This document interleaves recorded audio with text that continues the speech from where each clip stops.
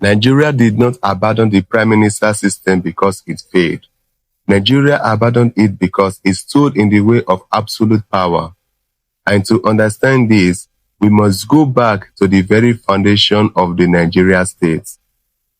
At independence in 1960, Nigeria adopted a parliamentary system of government, modeled after Britain.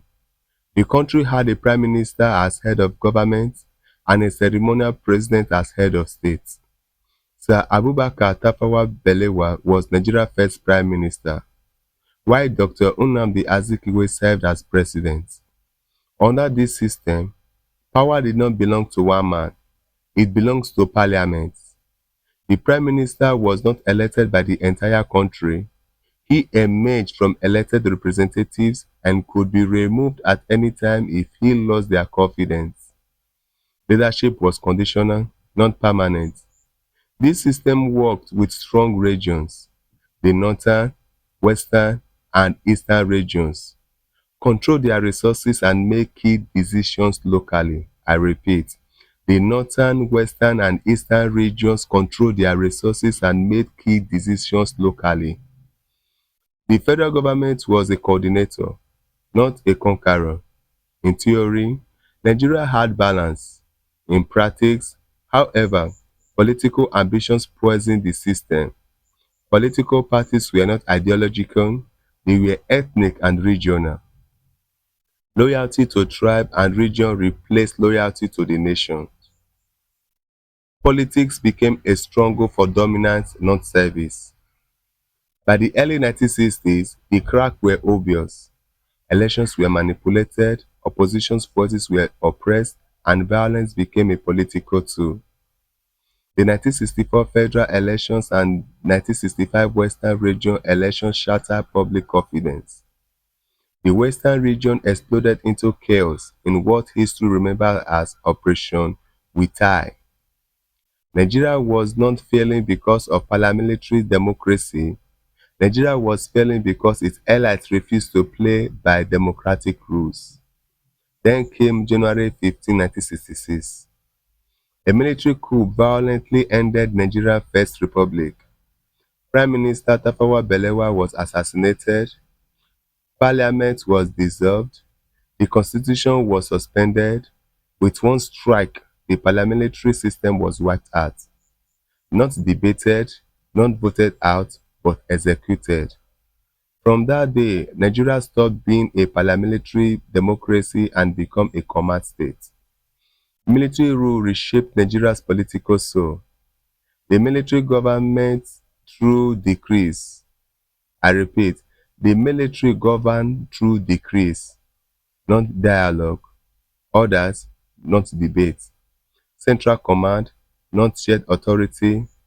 To soldiers, to paramilitary, democracy looked weak, noisy, and disorderly.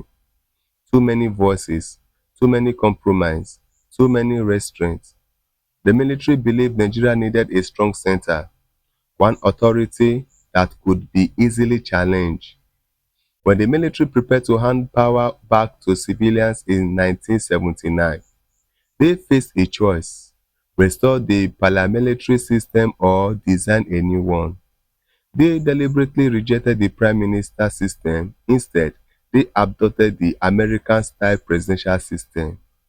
Officially, they claimed it would promote national unity, prevent ethnic coalitions, and produce a strong national leader. But in reality, the presidential system mirrored military command structure: one powerful executive at the top, surrounded by subordinates. The new system concentrated enormous power in the presidency. The president became head of state, head of government, commander-in-chief, appointing authority, and controller of federal resources, unlike a prime minister. A president could not be easily removed. Impeached became legal theater, not accountability. Elections turned into do-or-die battles because the prize was total control. The presidential system also destroyed Nigerian balance. Power moved away from regions and states towards the center. Federal allocations replaced regional productivity. Politics became about access to Abuja, not development at home. Government became expensive, bloated, and distant from the people. Corruption flourished in a system where power was centralized and consequences were weak. Today, Nigeria runs one of the most expensive democratic systems in the world, yet delivers some of the poorest outcomes. Many analysts now argue that Nigeria did not abandon the prime minister system because it was unsuitable. It was abandoned because it limited power, enforced accountability, and required constant region negotiations, things authoritarian minds despise.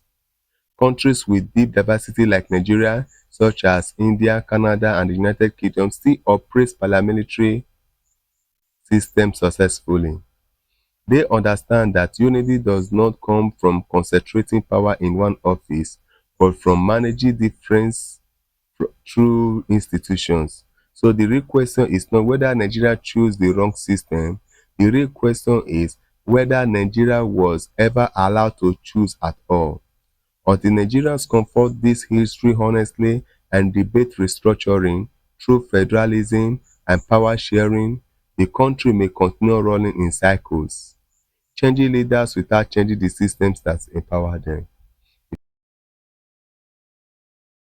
It's interesting. Don't forget to subscribe, share.